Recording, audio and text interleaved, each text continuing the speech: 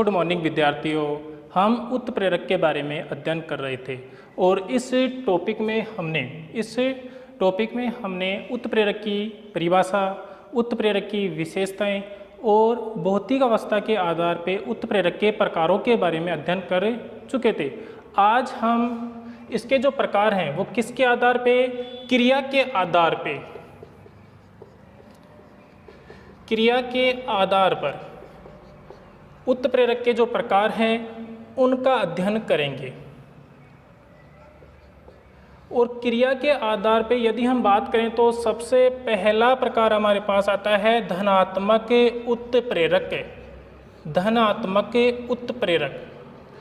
अब आप ध्यान दीजिए कि इसकी जो परिभाषा होगी वो क्या होगी, यानी वे उत्प्रेरक जो रासायनिक अभिक्रिया के वेग को क्या करें?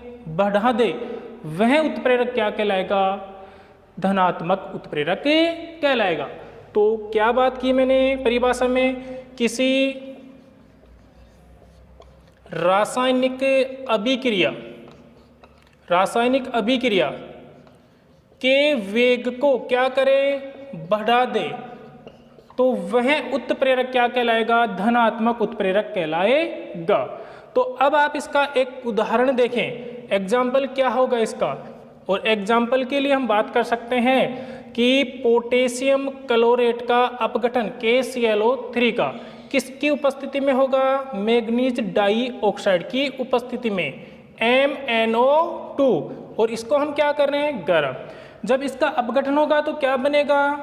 KCl। और साथ में क्या बनेगा या क्या बनेगी? Oxygen gas.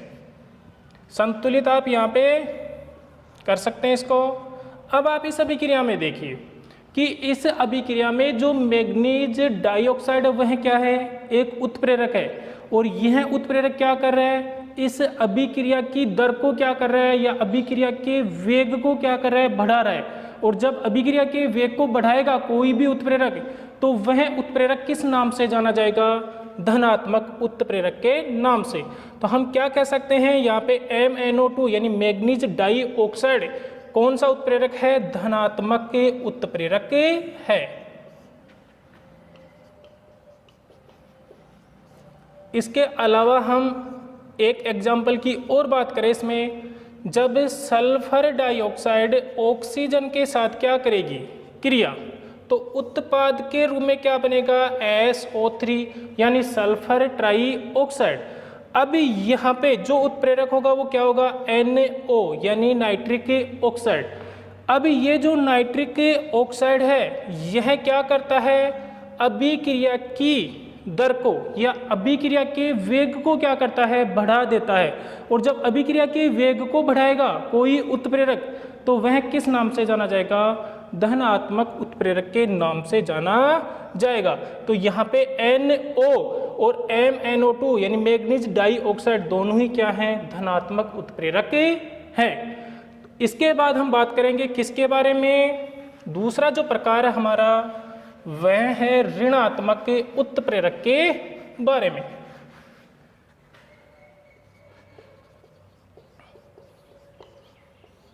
तो दूसरा प्रकार क्या है? ऋणात्मक उत्प्रेरक। अब देखिए परिभाषा, धनात्मक का मतलब वेग को क्या कर रहे थे? बढ़ा रहे थे। और ऋणात्मक का मतलब क्या होगा? वेग को क्या करेंगे? घटा देंगे। तो परिभाषा क्या होगी? यानी वे उत्प्रेरक जो किसी रासायनिक अभिक्रिया की दर या वेग को क्या कर दे? घटा दे, तो उस उत्प्रेरक को हम किस नाम से जानेंगे? ऋणात्मक उत्प्रेरक के नाम से जानेंगे। उदाहरण देखिए आप इसका, या पहले एक बार परिभाषा और देखें आप।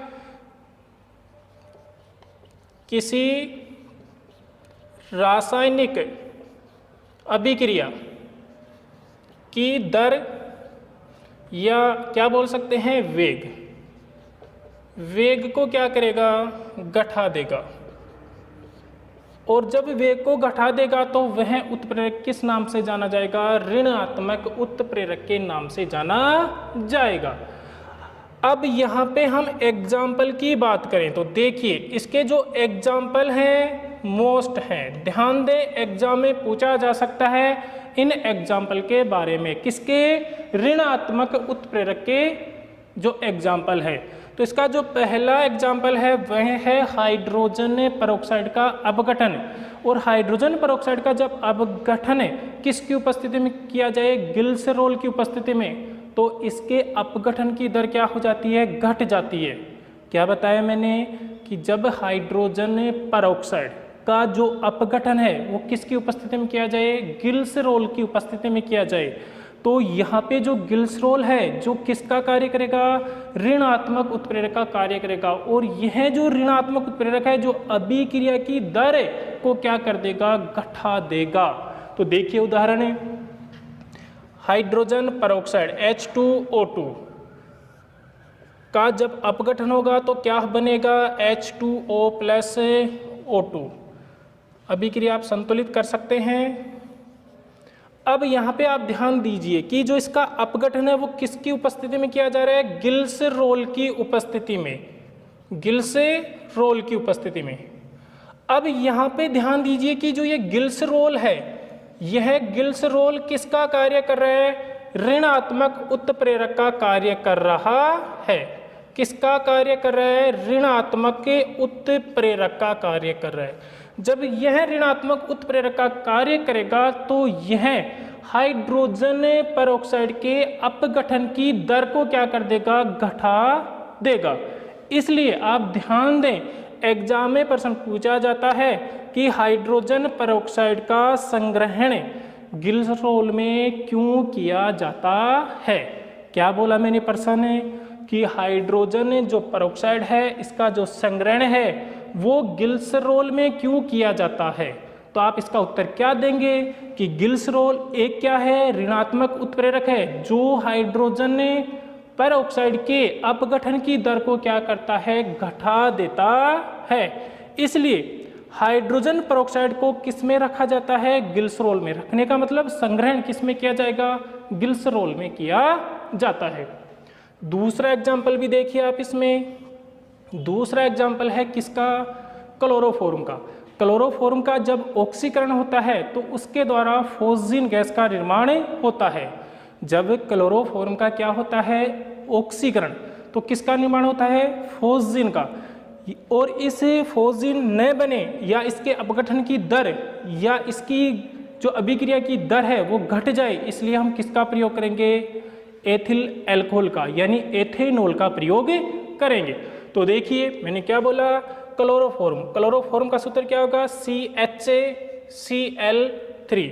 इसका क्या हो रहा है, ऑक्सीकरण, यानी ऑक्सीजन की उपस्थिति में क्या बनेगा, फोस्जीन COCl2 प्लस HCl।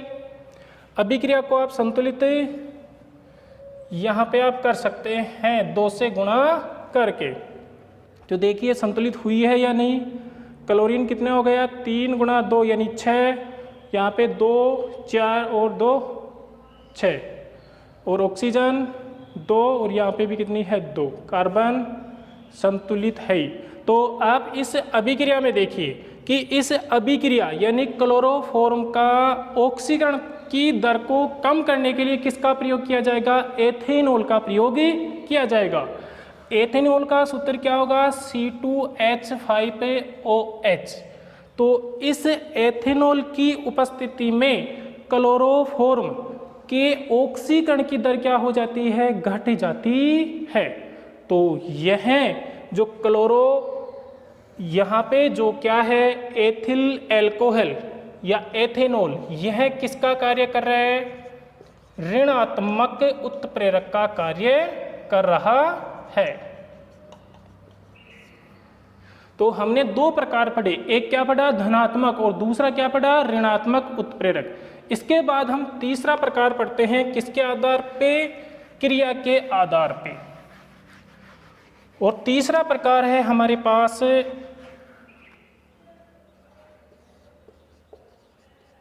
स्वतः उत्प्रेरक।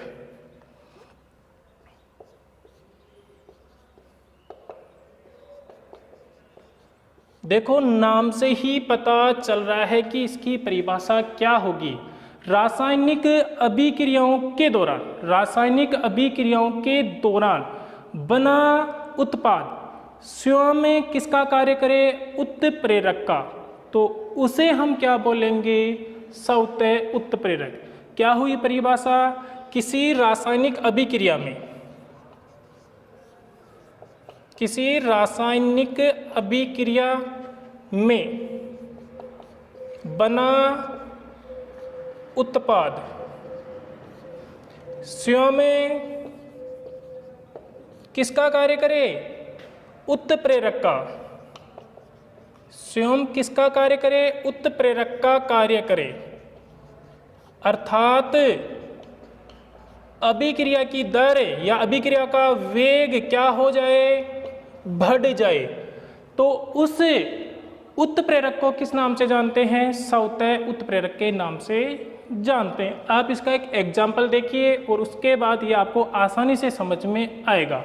और वह एग्जाम्पल है जिसके बारे में हमने पिछले वीडियो में चर्चा की थी, और वो क्या था, एस्टर का जल अपघटन। तो देखिए CH3 COO C2H5, ये क्या है, एस्टर, और एस्टर का क्या हो रहा है, जल अपघटन, किसके द्वारा, जल के द्वारा, H2O के द्वारा, और क्या बनेगा,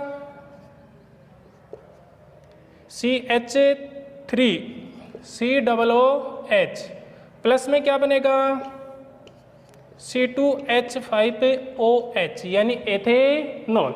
एक तो क्या बना, एसिटिक अम्ल, और एक क्या बना, एथेनॉल। अब आप इस अभिक्रिया में ध्यान से देखें कि यह जो अभिक्रिया है, यानी कौन सी, एस्टर वाली, एस्टर का जब जल अपघटन होता है तो यह अभिक्रिया प्रारंभ में धीमी गति से होती है, लेकिन कुछ समय के पश्चात यह तीव्र गति से संपन्न होती है। अब ऐसा क्यों, क्योंकि अभिक्रिया में बना उत्पाद कौन सा, एसिटिक अम्ल।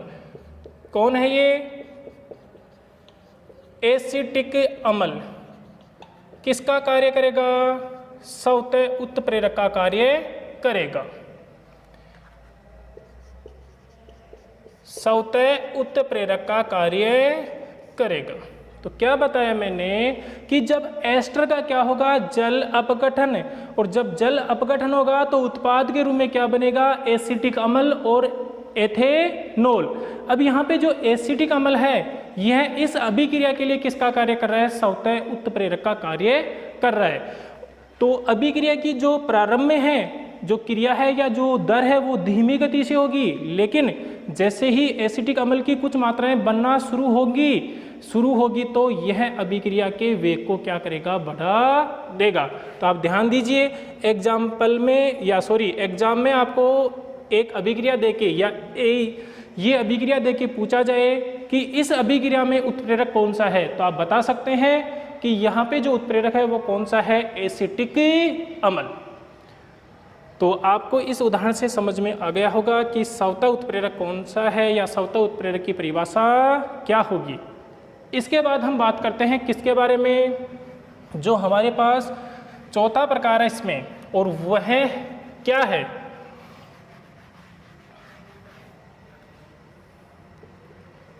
वो है जैव उत्प्रेरक। देखिए जैव उत्प्रेरक क्या होगा, जैव उत्प्रेरक की परिभाषा क्या होगी, वे पदार्थ जो जैव रासायनिक अभिक्रियाओं में प्रयुक्त होते हैं, किसमें, जैव रासायनिक अभिक्रियाओं में प्रयुक्त होते हैं, उन्हें क्या कहा जाएगा, जैव उत्प्रेरक। जैव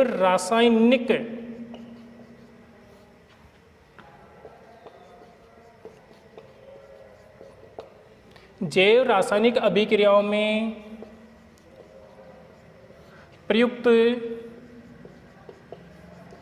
पदार्थ को जैव उत्प्रेरक कहा जाता है। क्या परिभाषा हुई कि जैव उत्प्रेरक का मतलब क्या है कि जैव रासायनिक अभिक्रियाओं में जो पदार्थ प्रयुक्त होगा वह क्या कहलाएगा, जैव उत्प्रेरक।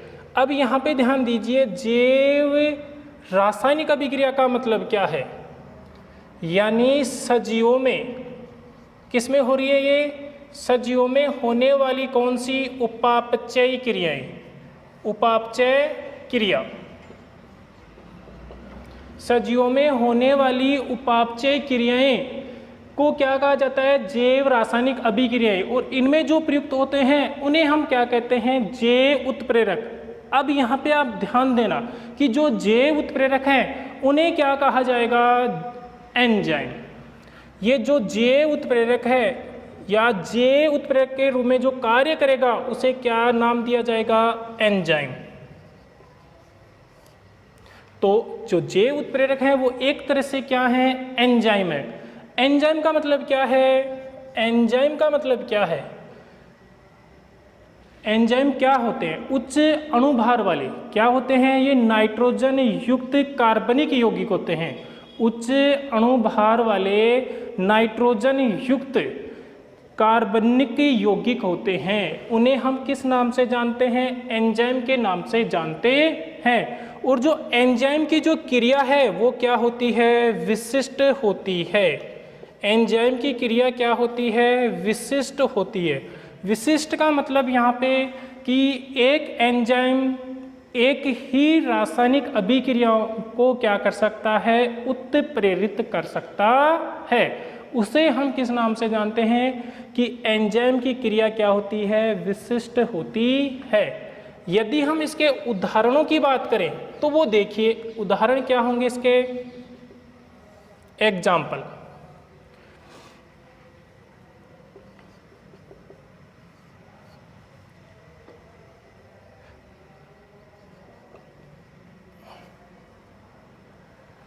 माल्टोज पर माल्टेज,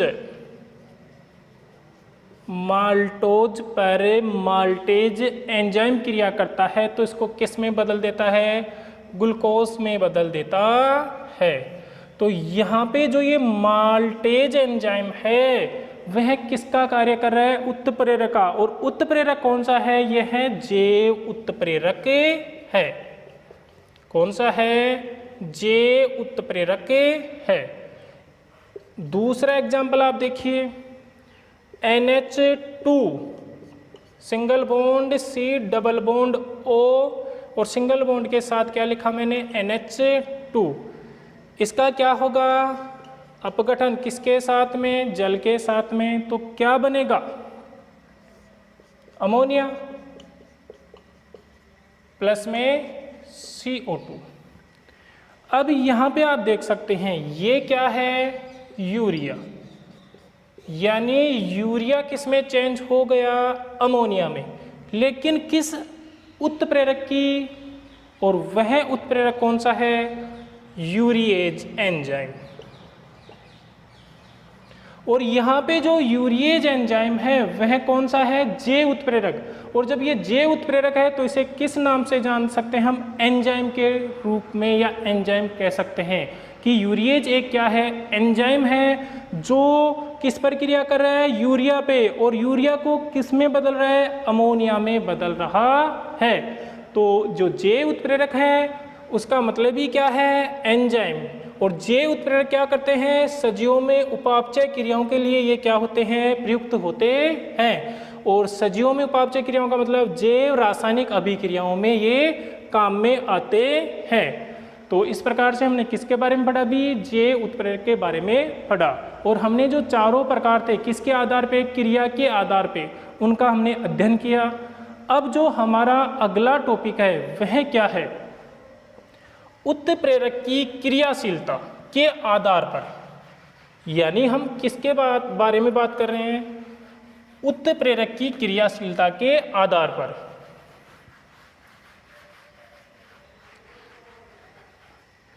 एक तो हमारे पास होगा उत्प्रेरक के वर्धक,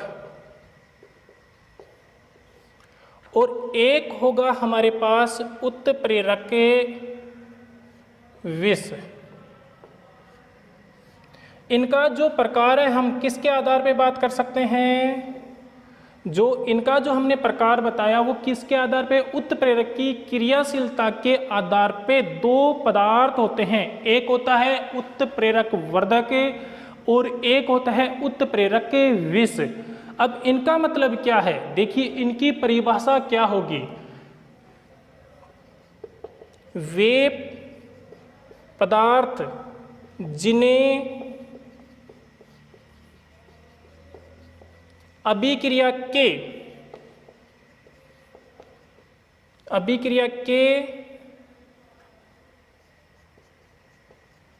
मिश्रण में उत्प्रेरक के साथ मिलाने पर उत्प्रेरक की क्रियाशीलता में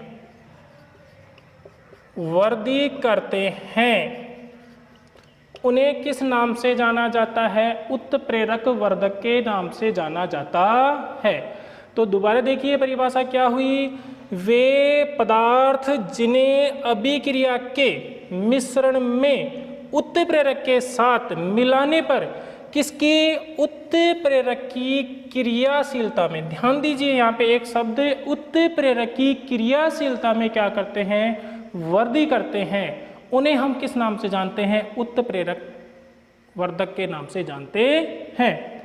अब यहाँ पे ये परिभाषा है तो यहाँ पे क्या बनेगी बताओ परिभाषा, इसके अनुसार ही बनेगी परिभाषा, लेकिन यहाँ पे लास्ट में इसकी जगह क्या हो जाएगा, वे पदार्थ जिन्हें अभिक्रिया के मिश्रण में उत्प्रेरक के साथ मिलाने पर उत्प्रेरक की क्रियाशीलता में क्या कर दें, कमी ला दें, या उत्प्रेरक की क्रियाशीलता को क्या कर दें, घटा दें, उसे हम क्या नाम देंगे, उत्प्रेरक विष का। तो यहाँ पे क्या बोलेंगे हमें, उत्प्रेरक की क्रियाशीलता, उत्प्रेरक की क्रियाशीलता में कमी या उत्प्रेरक की क्रियाशीलता को घटा दें, उसे हम किस नाम से जानेंगे, उत्प्रेरक विष के नाम से जानेंगे।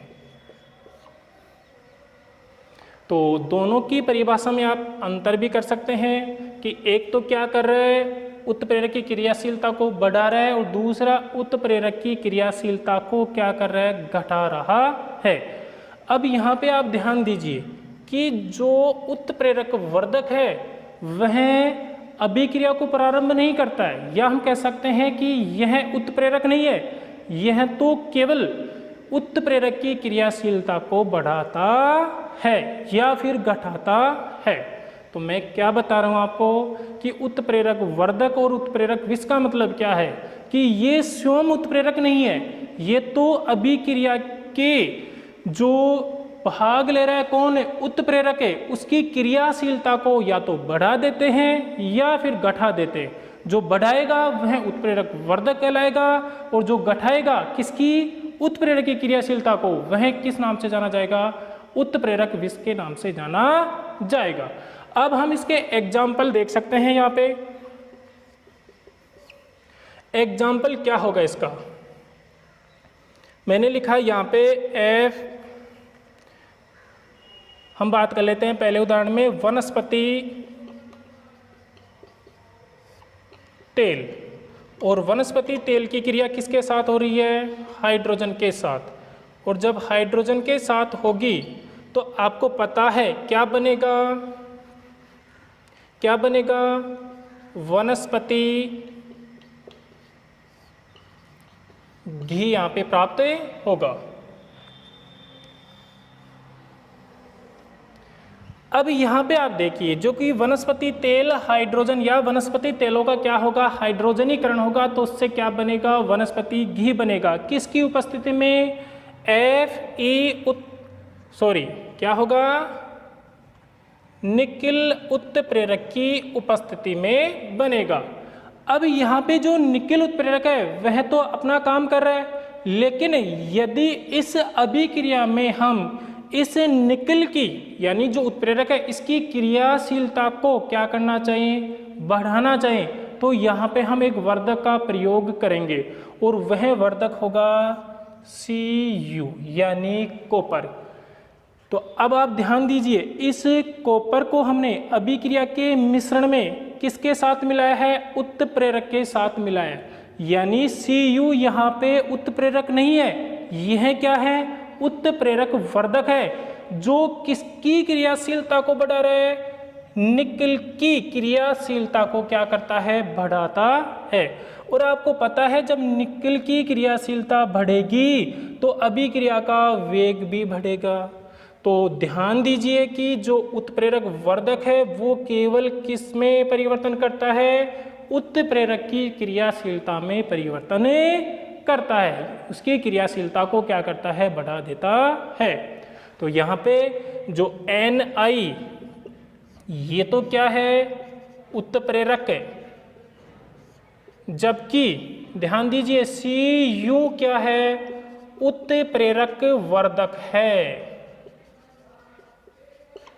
इसी में आप दूसरा एग्जाम्पल और देख सकते हैं, वो क्या होगा, N2 प्लस H2 क्या बनेगा, 2NH3 किसकी उपस्थिति में, Fe की उपस्थिति में। अब यहाँ पे जो Fe वह क्या कर रहा है, उत्प्रेरक का कार्य कर रहा है। अब हम इस Fe की क्रियाशीलता को क्या करना चाहते हैं, बढ़ाना चाहते हैं। तो क्रियाशीलता को बढ़ाने के लिए हमें किसका प्रयोग करना पड़ेगा, उत्प्रेरक वर्धक का प्रयोग करना पड़ेगा। और यहाँ पे उत्प्रेरक वर्धक कौन होगा, MO। तो यहाँ पे Fe क्या है, उत्प्रेरक है, जबकि MO यानी मोलिब्डेनम क्या है, उत्प्रेरक वर्धक है, उत्प्रेरक वर्धक है। और यहाँ पे कौन है, Cu। तो आपको समझ में आ गया होगा कि उत्प्रेरक वर्धक क्या है और उत्प्रेरक विष क्या है। यानी जो उत्प्रेरक की क्रियाशीलता को बढ़ाए वह तो उत्प्रेरक वर्धक है, और जो उत्प्रेरक की क्रियाशीलता को घटाए वह उत्प्रेरक विष। और इसके बाद हमने इसके एग्जाम्पल पढ़े। यहाँ पे भी हम एक एग्जाम्पल की बात कर सकते हैं। ये वाला एग्जाम्पल ही लेते हैं यहाँ पे हम, और वो देखिए क्या होगा, N2 प्लस H2 जब क्रिया होगी तो क्या बनेगा। देखो जगह यहाँ पे कम है इसलिए मैं इसको दोबारा लिख रहा हूँ। यहाँ पे एग्जाम्पल N2 यानी नाइट्रोजन क्रिया किसके साथ कर रहा है, हाइड्रोजन के साथ, क्या बनेगा, NH3 अमोनिया। अब यहाँ पे कौन सा उत्प्रेरक काम में आ रहा है, Fe। कौन सा उत्प्रेरक काम आ रहा है, Fe। अब हम इस अभिक्रिया में जो प्रयुक्त क्या है, उत्प्रेरक, इसकी क्रियाशीलता को क्या करना चाहते हैं, घटाना चाहते हैं। तो हमें क्या करना पड़ेगा, उत्प्रेरक विष का प्रयोग करना पड़ेगा। और यहाँ पे जो उत्प्रेरक विष है वह कौन सा होगा, CO यानी कार्बन मोनोऑक्साइड। तो यहाँ पे जो CO है वह कौन है, कार्बन मोनोऑक्साइड। और ये जो कार्बन मोनोऑक्साइड है यह Fe यानी आयरन की क्रियाशीलता को क्या करेगा, घटा देगा। तो हम लिख सकते हैं यहाँ पे कि Fe क्या है, उत्प्रेरक है, जबकि CO क्या है, उत्प्रेरक विष है, जो अभिक्रिया की दर को क्या करता है, घटा देता है। तो आज हमने क्रिया के आधार पे जो उत्प्रेरकों के प्रकार थे, धनात्मक, ऋणात्मक, स्वतः और जैव उत्प्रेरक, और उसके बाद हमने क्या पढ़ा, उत्प्रेरक वर्धक क्या होता है और उत्प्रेरक विष क्या होता है। और आज हमारा ये जो पाठ है, पाठ नंबर 6 रासायनिक अभिक्रियाएं व उत्प्रेरक, पूरा हो चुका है।